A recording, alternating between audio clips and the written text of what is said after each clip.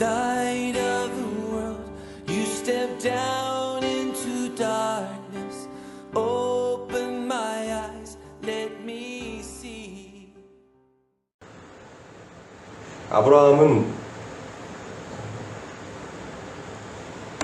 아벨과 또 에녹 그리고 노아의 믿음을 따라서 그 믿음의 또 후손으로 또 아브라함이 믿음의 삶을 살게 되었습니다. 아브라함은 아버지 데라와 함께 갈대아 우르난 지역에 살았습니다. 그는 사도행전 7장 2절 이하 말씀처럼 하나님의 지시를 따라 갈대아 우르를 떠나 하나님께서 보여줄 땅으로 갔습니다. 대부분 창세기 말씀을 보게 되면 하란을 떠나 내가 지시할 땅으로 가라라고 이해할 수 있습니다. 그러나 창세기 11장과 12장을 보고 또 우리 사도행전 7장 2절 이하 말씀을 보게 되면 하나님께서 아브라함을 두 번 부르심을 알 수가 있어요. 첫 번째 부름은 바로 갈대아 우르에서 불을 받고 또한 나중에 보시겠지만은 하란에서 하나님께서 아브라함을 부르십니다. 갈대아 우르를 떠나서 우리가 지도를 보게 되면 갈대아 우르를 떠나서 하란까지 사막과 광야가 펼쳐져 있습니다.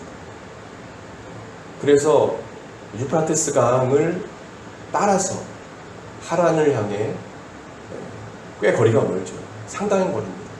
그 거리를 갑니다. 얼마나 힘들었겠습니까? 정말 힘들었을 거예요. 너무도 고통스러웠을 것입니다. 그나마 강을 따라서 갔기 때문에 물에 관한 또 염려는 없었겠지만 사막과 광야에서의 그 춥고 더위, 추위와 그 더위 그것을 견디기 참 어려웠을 것입니다. 이제 하란에서 지도해 보시게 되면 하란에서 이 아브라함과 이 아버지와 또 그 조카와 가족끼리 하란에 머무게 되는데 약 25년 동안 머물렀을 것이다라고 학자들은 이야기해요. 성경에 나와 있지 않지만 그의 나이와 여러 가지 고고학적인 배경을 봤을 때는 약 25년. 그래서 아브라함이 약 50세쯤 되어서 하란에 도착하였음을 우리가 알 수가 있어요. 하란에서 창세기 12장 5절에 나와 있듯이 그곳에서 많은 소유와 재산과 사람을 갖게 돼요. 25년 동안 있었기 때문에 얼마나 많은 또 재산을 쌓았겠습니까? 정말 기대와는 달리 하나님께서 가라고 하셨기 때문에 정말 기대했는데 기대와는 달리 힘들고 고통스러웠던 사막과 광야 생활을 정리하고 이제 하란에 정착하고 싶었을 때 하나님은 아브라함에게 나타나서 다시 한번 하나님의 부르심을 상기시켜 주셔요. 하란에서 머물고 싶은 거예요. 하나님께서 지시할 땅으로 가야 되는데 하나님 그 목적지가 아니거든요. 하나님 가야 되는데 그곳에서 25년을 보내요. 짧은 기간이 아닙니다. 아브라함의 나이가 75세가 됩니다. 창세기 12장 1절에 4절 말씀 보게 되면 우리가 잘못 절됐는데 같이 읽겠습니다. 시작. 여호와께서 아브라함에게 이르시되 너는 너의 고향과 친척과 아버지 집을 떠나 내가 내게 보여줄 땅으로 가라. 내가 너로 큰 민족을 이루고 내게 복을 주어 내 이름을 창대하게 하리니 너는 복이 될지라. 너를 축복하는 자에게는 내가 복을 내리고 너를 저주하는 자에게는 내가 저주하리니 땅의 모든 족속이 너로 말미암아 복을 얻을 것이라 하신지라. 이에 아브라함이 여호와의 말씀을 따라갔고 롯도 그와 함께 갔으며 아브라함이 하란을 떠날 때 75세였더라. 이 말씀은 하란에 있을 때 하나님께서 부르신 내용이에요. 근데 사도들이 전한 복음을 보게 되면 그 고고학적 배경을 보게 되면 하나님께서 먼저 부르신 건 갈대아 우르에서 하나님께서 지시하셨습니다. 근데 이 아브라함이 그러니까 머물러 있으니까 우리가 대부분 아브라함 믿음의 조상이고 모든 게 완벽한 사람 생각하지만 그렇지 않아요. 깊이 묵상하게 되면은요 그도 인간인지라 힘든 거예요. 여러분 우리 신앙생활 할 때 지치면 좀 쉬고 싶잖아요.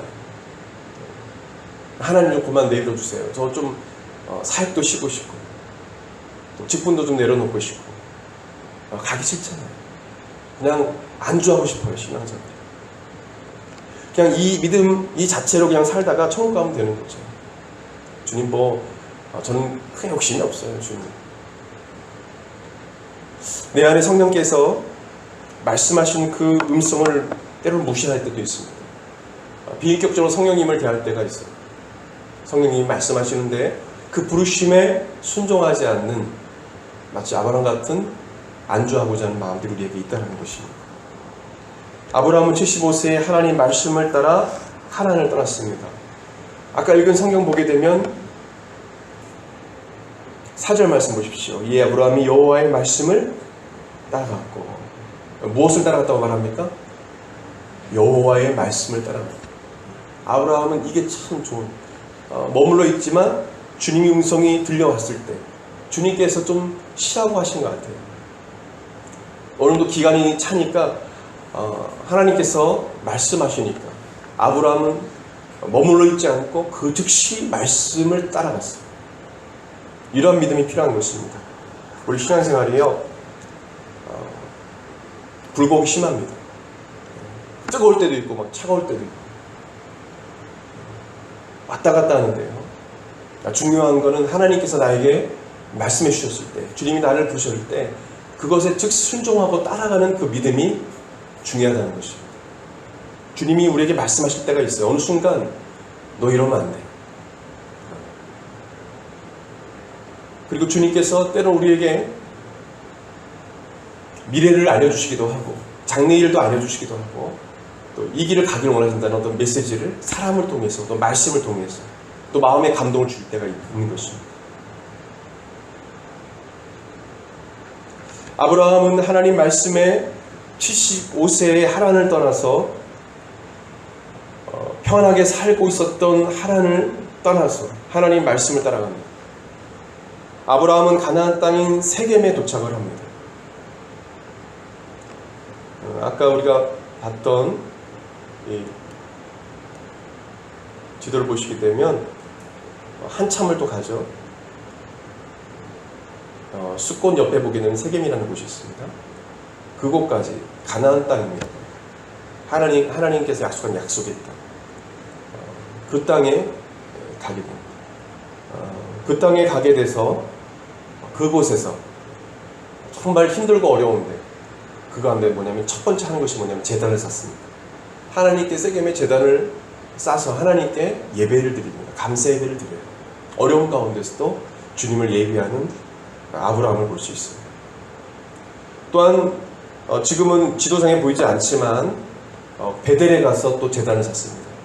아브라함은 가는 곳마다 제단을 쌓고 하나님을 예배했어요. 가는 곳마다 예배자의 삶을 살았어요. 그러나 성경에 보게 되면 창세기 12장 말씀 보게 되면 기근이 오자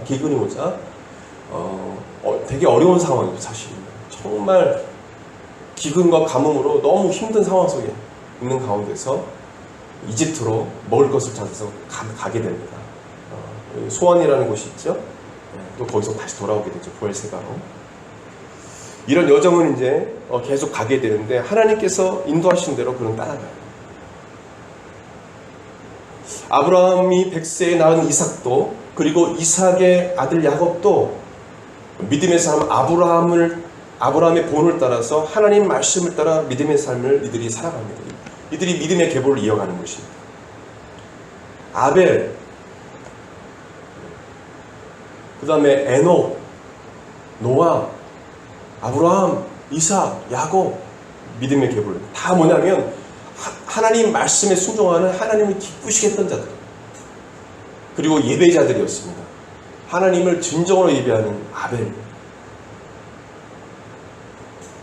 믿음의 예배를 드리고 믿음으로 하나님을 기쁘시게 했던 에녹, 아브라함도 마찬가지고 노아도 마찬가지고 하나님 말씀하신 다른 사람이 다 불순종할 때 노아는 하나님 말씀에 순종하면서 배를 만들었습니다. 창세기 12장에는 아브라함이 하나님의 말씀을 따라 갔다라고 말씀하는 것에 우리는 귀를 기울여야 됩니다. 눈여겨봐야 돼요. 신약 성경에 보게 되면 구약 시대의 인물을 언급한 인물 중에 가장 많이 언급한 사람이 바로 아브라함입니다. 구약 성경의 인물을 인용해서 설교를 하는데 또 말씀을 또 서신을 쓰고 여러 가지를 성도들에게 말씀을 주시는데 그 중에 74구절이 아브라함에 관한 말씀입니다. 가장 많다고. 왜 아브라함이 가장 많이 신약 성경에 언급되어 있을까요? 사도들은 아브라함을 이야기했을까요? 마테마가 누가? 요한도 그렇습니다. 그것은 아브라함의 믿음을 본받으라는 말씀이에요. 아브라함의 믿음을 본받으라. 그 믿음의 계보를 이어가라는 말씀입니다. 다시 한번 말씀드리지만 아벨과 에녹과 노아, 아브라함, 이삭과 야곱, 요셉 이어질 믿음의 계보를 이어가라. 여러분, 이러한 믿음이 우리에게 있어야 합니다. 하나님의 말씀을 따라하는 믿음이 우리에게 있어야 해요. 하나님 말씀을 따라 사는 삶이 되어야 합니다. 이러한 삶을 사는 그리스도인이 아브라함처럼 복의 근원이 되는 것이에요. 그냥 여러분은 복의 근원이 되십시오, 복 받으십시오 라고 해서 복을 받는 것이 아니라 아브라함처럼 하나님 말씀을 따라 사는 삶을 살아갈 때, 순종하는 삶을 살아갈 때 우리가 복의 근원된 삶을 살아갈 수 있다는 것입니다. 우리가 가는 곳에 하나님 복이 임하는 것입니다.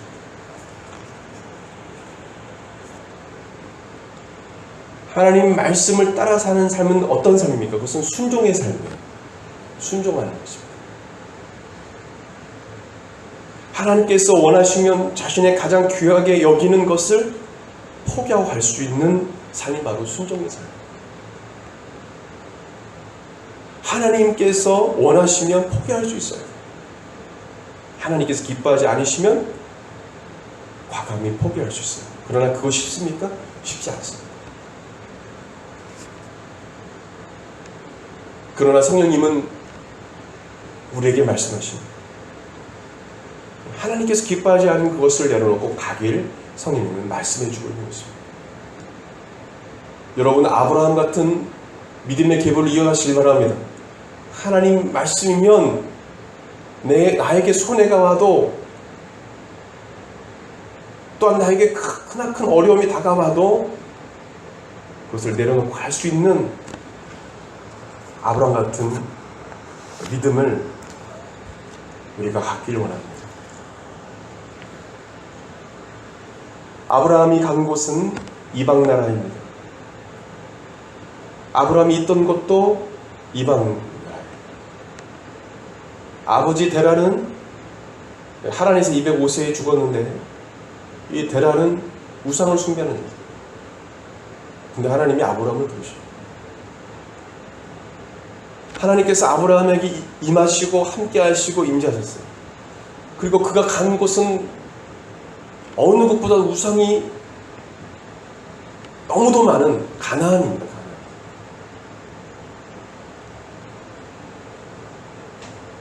그 가나안 땅, 우상을 숭배하는, 지금도 우리가 다큐나 성지순례 다큐나 이런 걸 보게 되면은 지금도 세겜이나 가나안 땅에 보게 되면 곳곳에 우상을 숭배한 제단들이 곳곳에 있습니다. 세겜도 마찬가지입니다. 세겜에 가게 되면 이방 사람들이 숭배했던 제단이 너무도 많아요. 그런 곳에 하나님께서, 우상이 풍비한 그런 곳에 하나님께서 아브라함을 통해서 제단을 쌓게 하시고 예배 초소를 만들어 가십니다. 놀랍지 않습니까? 하나님의 놀라운 계획이 있는 것입니다. 아브라함을 그냥 보내신 것이 아니에요. 다시 한번 말씀드리지만 하나님께서 믿음의 사람 아브라함을 선택한 것에는 하나님의 놀라운 계획이 있다는 것입니다.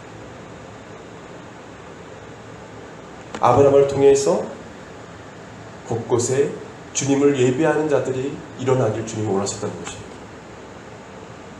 그리고 아브라함을 통해서 결국에는 하나님 말씀을 따라 믿음의 삶을 산 후손들을 통해서 예수 그리스도가 이 땅에 오시게 하는 것입니다. 이것이 하나님 놀라운 거예요. 그냥 보여주는 것이 아닙니다. 믿음의 계보를 이어가고 또 아브라함 믿음의 사람들이 오실 메시아를 기다리다 그들은 죽어갔습니다. 하나님께서 말씀하신 우리를 죄에서 구원할 그 메시아를 기다리다가 그 예수 그리스도를 믿지 않는 것이 아니라 그 메시아를 믿고 고대하고 기다리다가 죽어갔어요. 그리고 예수님은 아브라함의 그 계보를 따라서 결국에는 그 후손을 통해서 이 땅에 오신 것입니다. 믿음의 계보를 이어서 오십니다. 그리고 예수님은 이 땅에 오셔서 우리의 모든 그동안 우리 믿음의 조상들이 그렇게 고통스러워하고 안타고 여겼던 하나님 앞에 이 문제 때문에 고통스러웠던 그 문제가 무엇입니까? 바로 죄 문제입니다. 성막을 짓고 성전을 짓고 하나님 앞에 늘 제사를 드렸던 이 죄 문제예요. 죄 문제 해결하기 위해서 해결하지 못했던 그 죄 문제를 예수님께서 이 땅에 오셔서 해결해 주신 것입니다. 인간의 모든 죄 문제를 예수님께서 십자가 달려 죽으심으로 다 해결해 주신 것입니다. 이것이 하나님의 놀라운 계획하십니다. 그래서 누구든지 예수 그리스도를 믿으면 구원의 은혜를, 구원의 선물을 받게 되는 이 놀라운 역사를 주님께서 이루어 가신 것입니다. 모든 민족과 족속이 예수님 앞에 무릎을 꿇게 하시고 예수님 믿고 따르도록 하나님께서 하셨습니다. 하나님은 선자를 통해서 하나님 말씀을 따르도록 구약 시대의 선자들과 또 사사들 세웠지만 특별히 선자를 통해서 하나님 말씀을 대언케 하시고 그 말씀을 따라오도록 했어요. 마지막 선지자인 침례 요한은 하나님께 침례 요한을 통해서 예수 그리스도를 증거하게 하셨어요. 오실 예수님을 6개월 전부터 예비하게 하셨어요. 그렇죠? 미리 6개월 전에 태어나서 하나님께서 성령의 감동으로 오실 예수 그리스도를 기다리도록 미리 6개월 전에 태어나게 하셔서 준비케 하신 것입니다.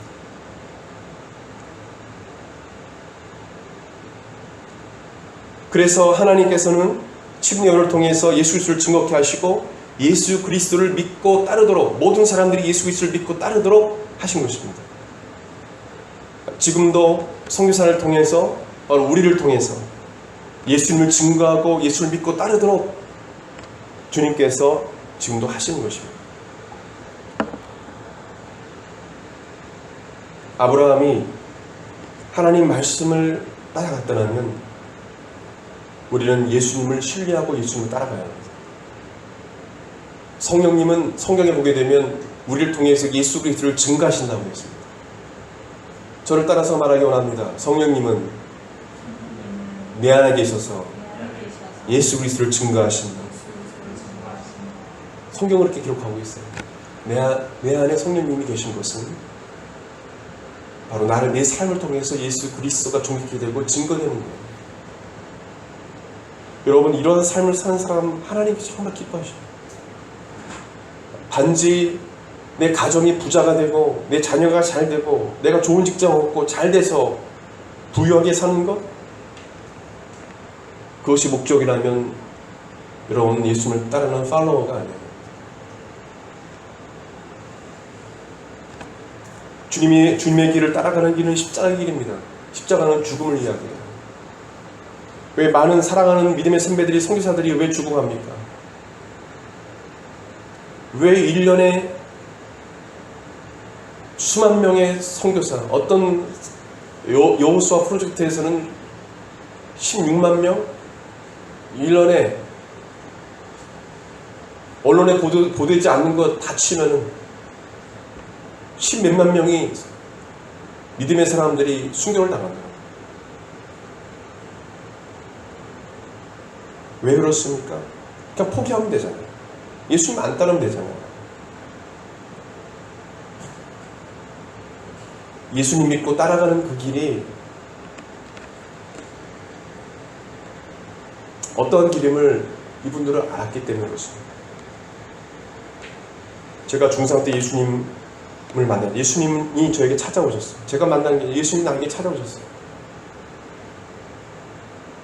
예수 믿고 나서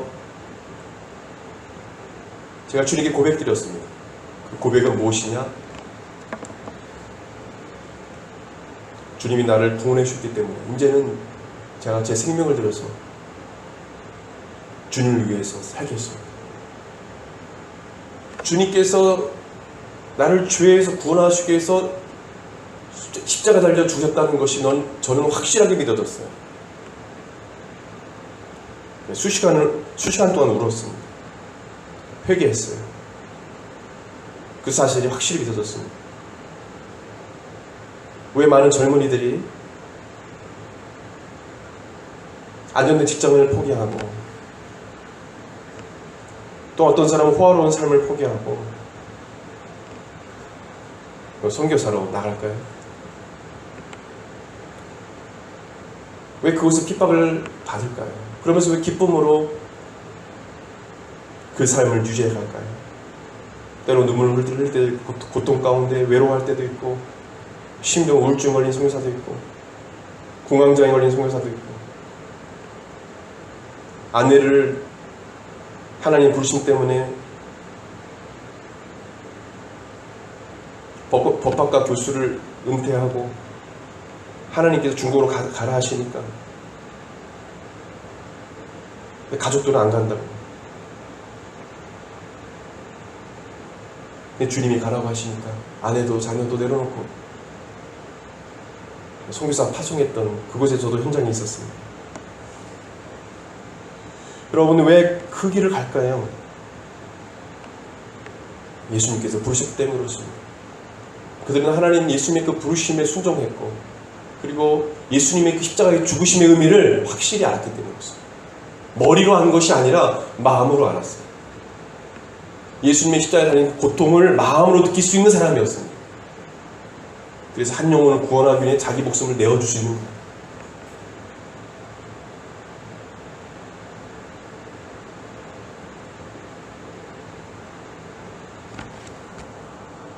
사도 바울은 다메섹에서 예수님을 만났어요. 그리고 사도 바울은 그 예수님의 부르심에 순종했습니다. 이방인에게 예수 그리스도를 전하는 사도로 쓰임받았습니다. 예수님께서 그의 마음속에 주신 복음의 열정, 그 열정을 우리는 본받아야 합니다. 사도행전 20장 24절 같이 읽겠습니다. 시작. 내가 달려갈 길과 주 예수께 받은 사명 곧 하나님의 은혜의 복음을 증언하는 일을 마치려 하니 나의 생명조차 조금도 귀한 것으로 여기지 아니하노라. 자기의 생명을 귀하게 여기지 않았습니다. 로마서 1장 16절 같이 읽겠습니다. 시작. 내가 복음을 부끄러워하지 아니하노니 이 복음은 모든 믿는 자에게 구원을 주신 하나님의 능력이 됩니다. 먼저는 유대인에게요 그리고 헬라인에게요. 고린도전서 9장 16절을 마지막으로 그 고백을 듣기 원합니다. 시작. 내가 복음을 전할지라도 자랑할 것이 없으면 내가 부득불하리니라. 만일 복음을 전하지 아니하면 내게 화가 있을 것이로다. 이러한 복음의 열정이 사도 바울 마음 가운데 있었다는 것입니다. 우리 마음 가운데서도 사도와 같은 그런 복음의 열정이 일어나길 예수님을 축원드립니다. 우리가 살아가는 목적이 달라질 거예요. 그래서 우리는 세상에서 잘 돼야 돼요.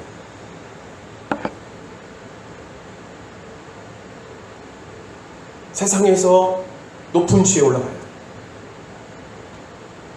낮은 지위에 있을지라도 우리는 그곳에서도 당당히 예수 그리스도를 보고 있잖아요.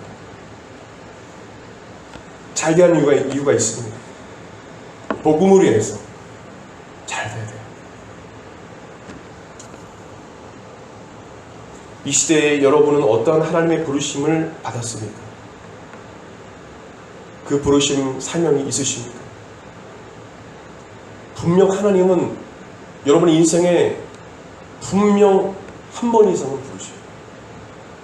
사명을 주신 것입니다. 그 부르심이 무엇인가, 사명이 무엇인가 알고 살아가야 돼요. 분명한 하나님의 부르심, 하나님께 주신 사명을 깨달을 때 여러분 삶이 달라질 수 있습니다.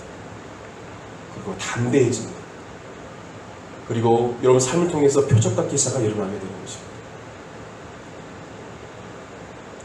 하나님의 부르심에 믿음으로 순종하였던 믿음의 선배들처럼 여러분 하나님의 부르심에 순종하시길 바랍니다. 그리고 그 부르심에 생명을 걸고 예수 그리스도의 복음을 전하는 자들이 다 되시길 바랍니다. 따라봅시다. 행함이 없는 믿음은 죽은 믿음이죠. 야고보서를 주시는 하나님 음성을 들으시고 주님께서 가라 하실 때 가시길 바랍니다. 우리 한국교회는 교회가 너무도 많아요. 저도 일본 선교사로 또 해외 선교사로 가려고 해외에 갔다가 하나님의 부르심이 없어서 돌아왔어요. 최소한 해외로 나가려고 해야 되는데 미전도 종족주의 지역이나 아직도 교회가 세워지지 않고 복음이 증거되지 않는 곳에 가야 되는데 한국에 너무 교회가 많아요. 근데 가려고 하지 않기 때문에 한국에 교회들이 너무도 많아요. 왜 갈 곳이 없습니까? 왜 사역할 곳이 왜 없어요? 어떤 분은 사역할 곳이 없대요. 담임 목회할 곳이 없대요. 가면 해외로 가야죠. 목숨 걸고 해외로 나가서 복음 전해야죠. 목회자가 왜 됐습니까? 목숨 걸고 그 길을 안 가면 안 가는 게 낫습니다. 그냥 딴 일 하는 거예요. 공무원이나 딴 일 하는 거예요. 목회자가 아니어도 한국에 너무 교회들이 많습니다. 하나님께서 부르시는 그곳이 있습니다. 하나님의 부르심만 바라는 것이 아니라 내가 주님 그곳에 가겠습니다라고 하는 주님 그 믿음의 사람들을 보고 계시는 것입니다.